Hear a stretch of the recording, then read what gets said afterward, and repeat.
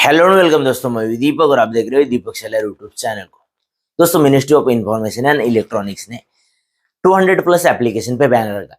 Ban में से 94 application loan provide करने वाले एप्लीकेशन है। इनमें किस्त एप्लीकेशन आता है, साथ ही साथ पेयू का जो लेवी पे एप्लीकेशन है वो आता है, साथ ही साथ बड़े एप्लीकेशन आता है। ऐसे यहाँ पे बड़े बड़े एप्लीकेशन यहाँ पे लोन प्रोवाइड करने वाले, साथ ही साथ ये बहुत सारे छोटे मोटे application, total 94 loan provider application है जिनके ऊपर यहाँ पे बैन लगा दिया।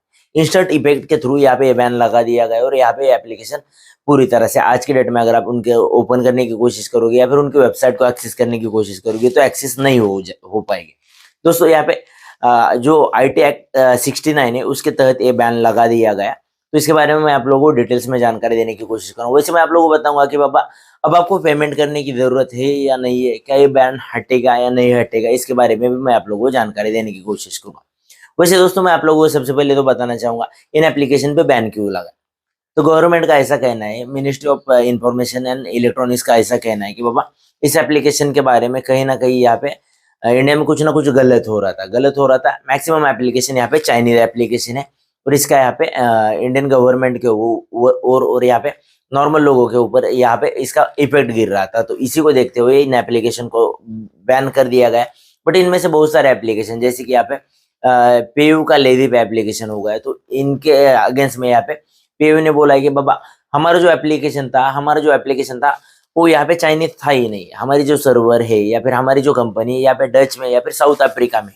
साथ ही साथ यहाँ पे किसने कहा है कि बाबा हमारा पहले तो यहाँ पे एप्लीकेशन चाइनीज था, बट यहाँ पे अगर आप बात करोगे तो हमारा एप्लीकेशन अभी सिंगापुर का है, हमारा एप्लीकेशन चाइनीज नहीं है। हमारे एप्लीकेशन को यहाँ पे बैन कर लिया। हम गवर्नमेंट के साथ बात करेंगे और बहुत ही जल्द इस मुद्दे को सुलझ जाएगा और एज इट इज हमारे सर्विस को यहाँ पे रीस्टार्ट कर देगी। बट मैं आप लोगों को बताना चाहूंगा यहाँ पे ये जो बाकी सारे एप्लीकेशन, इनमें से मैक्सिमम एप्लीकेशन यहाँ पे प्ले स्टोर पे अवेलेबल नहीं थे।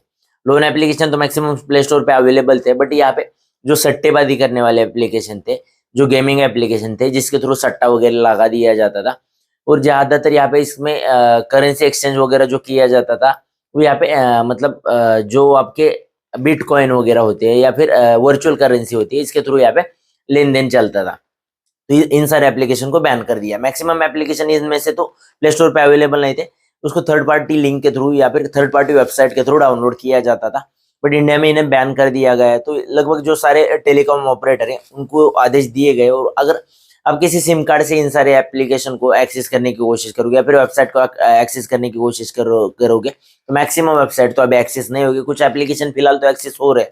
अगर आपका पर्सनल वाईफाई कनेक्शन होगा और जो यहाँ पे आपके टेलीकॉम सेक्टर के साथ ना आते हुए यहाँ पे थर्ड पार्टी किसी कनेक्शन के साथ आता है तो यहाँ पे इसके थ्रू तो एक्सेस नहीं होगा। बट यहाँ पे बाकी आप वाईफाई कनेक्शन के थ्रू एक्सेस करने जाओगे तो एक्सेस होगा। बट अगर आप बात करेंगे बाबा अब क्या हमें पेमेंट करने की जरूरत है या नहीं है, तो सबसे पहले मैं आप लोगों को आंसर देना चाहूंगा कि बाबा आपको पेमेंट करना पड़ेगा। आपने उनसे लोन लिया, आपको रीपेमेंट करना पड़ेगा।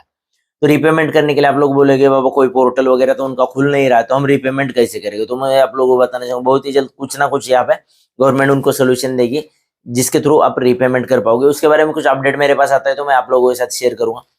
अब आप बोलोगे कि बाबा ये बैन हटेगा या नहीं हटेगा, इसके बारे में तो यहाँ पे कुछ डिटेल्स में जानकारी मैं फिलहाल के लिए तो शेयर नहीं कर सकता, क्योंकि यहाँ पे 2020 में भी ऐसा एक केस आया था। लगभग मुझे एग्जैक्ट काउंट नहीं है पर लगभग 200-300 एप्लीकेशन को, चाइनीज एप्लीकेशन को इंडिया में टोटली यहाँ पे 2020 में बैन कर दिया गया था। उसमें से बहुत सारे एप्लीकेशन आज तक यहाँ पे प्ले स्टोर पे वापस नहीं आए, उनके ऊपर बैन एज इट इज यहाँ पे चल रहा है। तो यहाँ पे अब जो बैन किया है वो हटेगा नहीं हटेगा उसके बारे में कुछ भी जानकारी अवेलेबल नहीं है। साथ ही साथ मैं आप लोगों को बताना चाहूंगा कि बहुत सारे लोग पूछेंगे बाबा ये 94 एप्लीकेशन कौन से है जिनके ऊपर बैन रखा है।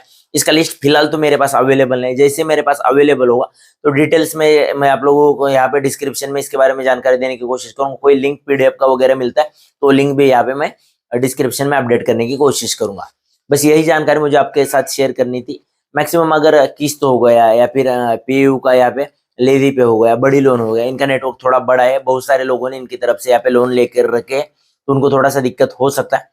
और यहाँ पे कुछ जो लोन एप्लीकेशन थे उनका रिकवरी का तरीका सही नहीं था, वो यहाँ पे कुछ गलत तरीके से रिकवर करते थे, गाली गलौच वगैरह करते थे। साथ ही साथ यहाँ पे कुछ गंदे मैसेजेस वगैरह यहाँ पे लोन रिकवरी के लिए भेजते थे। तो इन्हीं को देखते हुए गवर्नमेंट ने सोचा कि बाबा ये सब कुछ गलत चल रहा है तो इसके ऊपर कहीं ना कहीं यहाँ पे रोक लगा दी जाए।